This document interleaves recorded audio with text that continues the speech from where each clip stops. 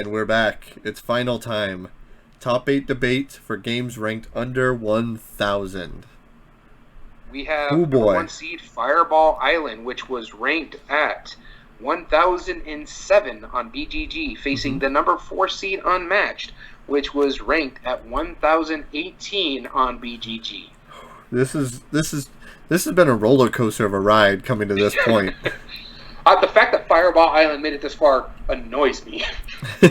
I know it does. Hey, but it's I'm being restoration empirical. game. I'm taking my bias out of this. That's why it made it this far. It still annoys me. All right. Well, let's see here. This is going to be, I think, one of our biggest contended ones. Like, I feel like our viewers will likely disagree with us the most with this one, but we'll see. We will try to be fair about it.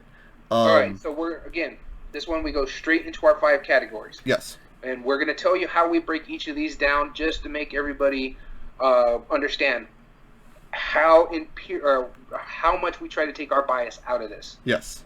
And then if we decide on one of these subcategories that we can't agree on it, like it's like, oh well, this one seems the same as this, we're just going to have to call it a wash at some point. Wash. And if there is a tie, again, if you go to Facebook Board Game Revolution page, we always put a poll, usually Wednesday or Thursday, of the top 8 games we're going to debate. So if you want your voices heard, jump on that poll. Yep. And then finally, as if you've heard our previous rounds, you and I, we already know which one we like is our favorite. I do know which one is my favorite out of these two. Same. Yeah, and I think we both agree on it too. So we have to be extra fair. Is there one that seems obvious? One of the 5 categories that we can give. I think that's ease of play. Would go ease to of play. Fireball. I will give to Fireball Island. And let's just make sure of it. Simplicity or familiarity. Well, one. It's just a card play move. Yeah. Try to collect things and hurt other people. Right. Likelihood of getting it to the table. I feel with the table presence alone is pretty awesome. But granted, that's not getting it to the table. On that one is a wash, and hear me out on that. You'll have a likely chance of getting easier to the table, especially if you're playing with younger audiences because of the table presence of it. Whereas because of the licenses that they have in Unmatched, or the themes in there with like the Draculas and the Bruce Lees and stuff like that, when you're going to a more adult audience, they'll gravitate more towards that, because Fireball Island just looks like a big toy. Sometimes the adults want to play with it. Sometimes they would actually play a more strategic game. Now, the only thing is Fireball Island does have a distinct advantage on that part of likelihood of getting to the table, and that's the reminiscence of it. That's because it's part of adults' childhood, because that was a game. Back in the 70s and 80s. So I will give you ease of play. AP prone on match is going to be more likely to be AP prone than Fireball Island, because again, all you're trying to do is flick marbles on that game. Yeah, exactly. So it's pretty straightforward. Ease of play goes to Fireball Island. And so you want to hear which one I think goes straight to Unmatched? Meaningful choices? Well, yeah, that's given, but I was going to say replay value. Okay. Now, and the reason being, during the length break, of time and scale Fireball Island Fireball Island actually overstays its welcome. It can last a lot longer, because you're trying to collect a certain amount of stuff going across the different parts of the island and then get into the helicopter, where Unmatched, you're playing cards. It's basically a tactical mini. It plays within an hour. I disagree, and that's because I feel Unmatched actually overstays its welcome. In the same fact, like when you're playing the 4-player game, like it's like, all right, now I don't have cards. Let me run over here. Let me avoid you. Let me take these extra turns. I get what you're saying. But the player range. I will give you Fireball Island as the length of time and scaling well, just to be nice, because the other two go straight to Unmatched. Yeah, minimum number of plays for full experience. In expandability, I was just looking this up. Yep, and now I want to hear this. On BGG, they have 4 confirmed expansions, not including the one that just came out. Plus, there is an announcement that they're going to be doing a Buffy the Vampire Slayer big box expansion with Unmatched. So Fireball Island has 3 expansions. Unmatched has 7 confirmed or talked about expansions. Okay, all right. Then we got to give that to this. So replay value definitely goes to unmatched. And again, I was like, okay, I wonder how many expansions, because that was what happened. That's how Fireball Island moved on. And we know for sure there's 3.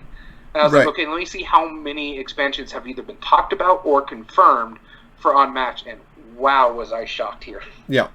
Now, immersion, I feel, is going to be kind of an interesting one, because I feel immersion has to be a wash, and that's because, as far as theme matching mechanisms and like the marbles rolling down the board, the fact that you're moving around this 3D tile, I can't give it a wash, and here's why. And the theme matching the mechanisms is fine. Right, and player interaction. Granted, it goes more towards unmatched, but you just said it. It goes more to unmatched. There is more player interaction. But again, the immersion isn't the Fireball mechanism. Island So. is flicking a marble. No, but that's the thing, though, is that as far as immersion, we're not talking impacting the other players as far as gameplay, which is obvious for unmatched, but the actual interaction when you are flicking the marbles at the other player, and the fact that you are like you're having this conversation, like, oh, look at like I'm gonna launch these marbles, you better watch out, like you're way over there. Like, I feel like the table talk is brought out more in Fireball Island than in Unmatched. Not necessarily. Again, I played. That's why I'm willing to say it's a wash. I think the theme matching the mechanism works better on Unmatched, because when I'm playing, let's say I'll flat out say I play King Arthur. I felt like I was playing King Arthur. This one is more the board is doing most of the work when you're rotating the skull and seeing if a marble is going to come out, or if you're going to flick something off of this and that. Right. It's more the board than the actual game itself, or you doing something, until you get into those expansions when you're flipping the spiders or the tigers or whatever that flip in there. Yeah. To me, I feel like I'm playing King Arthur. I really felt like Bryce was playing Alice, because he was going big and going small and, affecting the way the battle works. Yeah. I think the theme matching the mechanism works more in that. When it goes to interacting other players, again, I felt there was more table talk when we played that one game, and it was not just because we were table talking and saying, oh, you're going to watch out or something like that. It was more along the lines, get over here, I'm trying to hit you, stay still, or you turning people into stone with your gaze, or Dom, quit moving around with your stupid sand timer. There was more talk and more, joking and hanging out and interaction than I did when I played Fireball Island. I all I was thinking is like, okay, I'm trying to get this, I'm going over here, he knocked me over. God, I was getting more frustrated than interacting with other players. Well, I mean, that's why I'm saying I'm willing to call it a wash, because I very much disagree on that.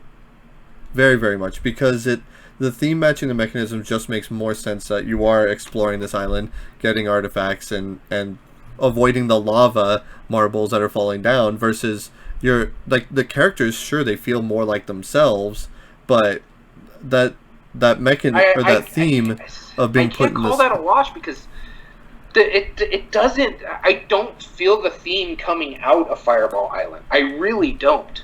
Okay, then we have to call it a wash because we disagree. I mean, fine, we'll call it a wash. Yeah, we'll call it a wash because we disagree. I don't know how you're getting theme out of that game. You can I very much feel it as theme. Someone getting lost in space. For what?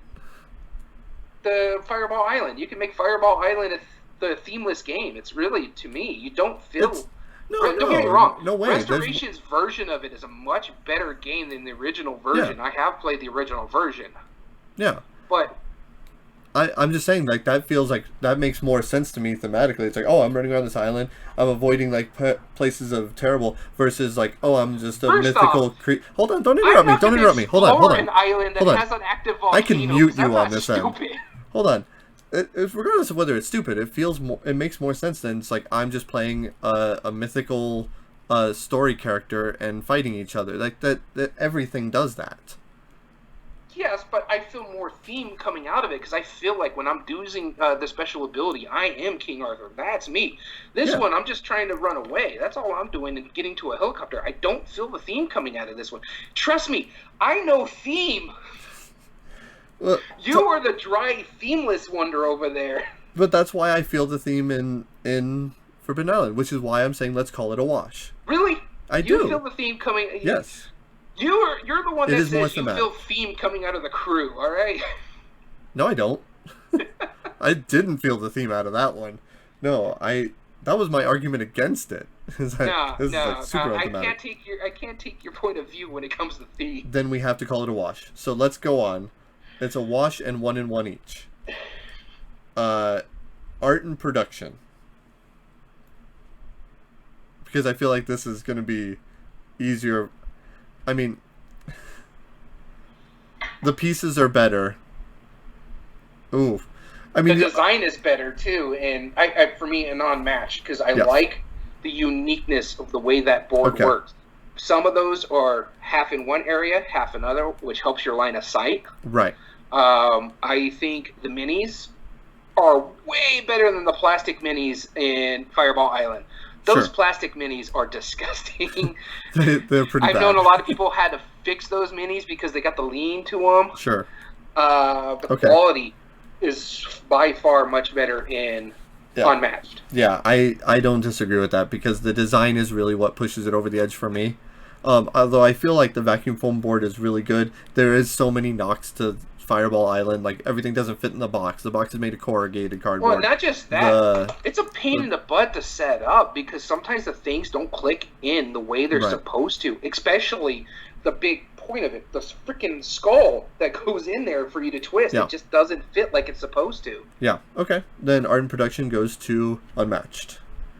So, unless we have a really weird upset, I think I know where this is going to go. For meaningful choices, which is the last one.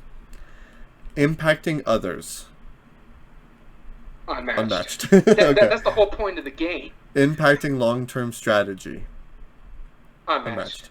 And non-arbitrary choices. Unmatched. Okay, so we're in agreement. 3-1.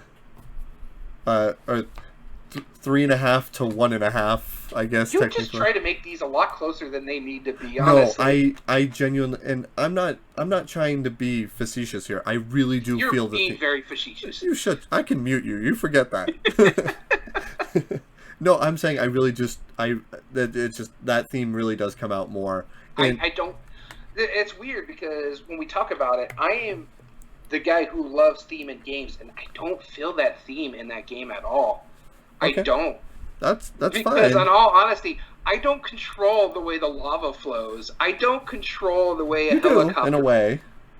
No, I don't. What am I going to do? Drop a tree and affect the way a lava flows down a mountain? No, I'm not. This isn't Volcano the movie.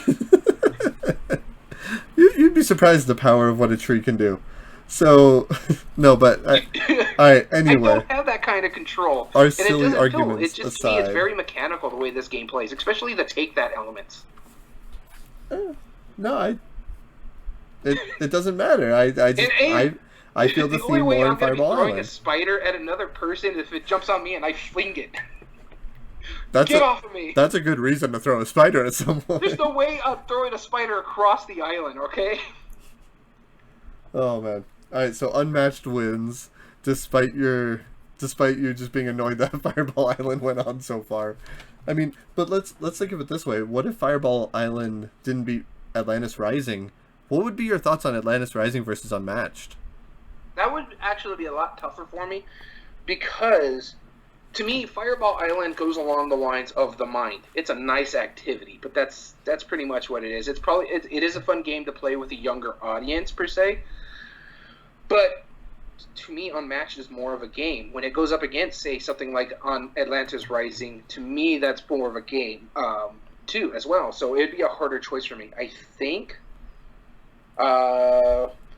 It would probably end up being Atlantis Rising. I would imagine. I think it would be, because ease of play would go to Atlantis Rising. The worker placement mechanic, instead of having to learn your character, would be a lot easier because it's simple.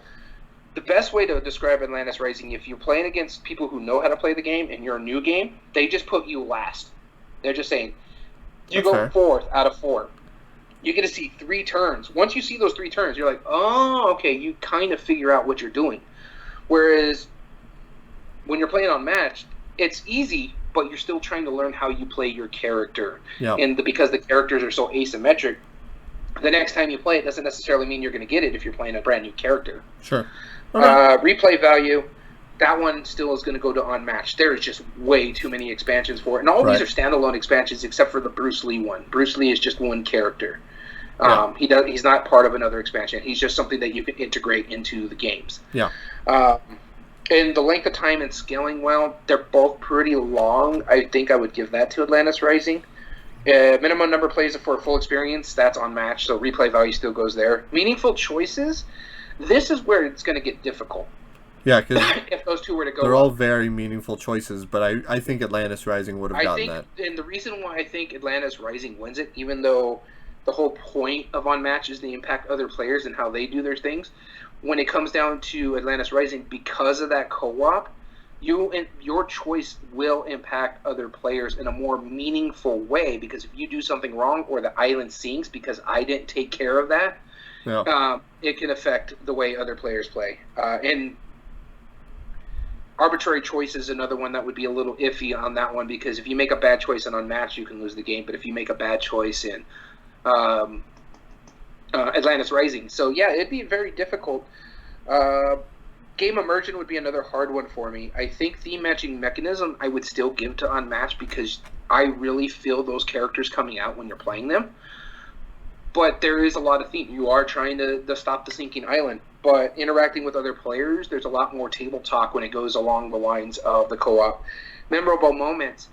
That success when you're almost there and you're able to save the island before it completely sinks. Yeah, there's maybe a little bit more memorable moments. Sure. The only one I for sure would give to Unmatched, and that's art and production. As much as I love the art and the design to it, I just think Unmatched, the components, the quality, the way the board design works. Oh, but the components in Atlantis Rising, you said it earlier, they're really solid components. But that might be the Kickstarter one. To me, this is why I tweak it a little bit. The reason the components are so good in Atlantis Rising, because it was Kickstarter, they were able to fund it. Unmatched is being funded purely by... They didn't kickstart that one. Yeah, but that shouldn't matter, though. I mean, it makes more sense. Yeah. Why? But I don't think that should be... It's the same reason why, like, if I have a $10 card game and those cards are amazing quality versus, like, a $50 board game and, like, the cards kind of suck and it's chintzy plastic, like, the price shouldn't matter as far as the quality of components. I'll tell you this. If it went up against Atlantis Rising, I think Atlantis Rising would win. Mm-hmm. I still would prefer Unmatched. That's fair. Yeah, I'm probably on the same boat with you on that. I would say Atlantis Rising and Unmatched are about even for me. I like them both about the same amount, but I do think Atlantis Rising would have won. But, yeah, I think so too. Both are really good games. Yeah. The one game I actively hated went all the way to the final, so...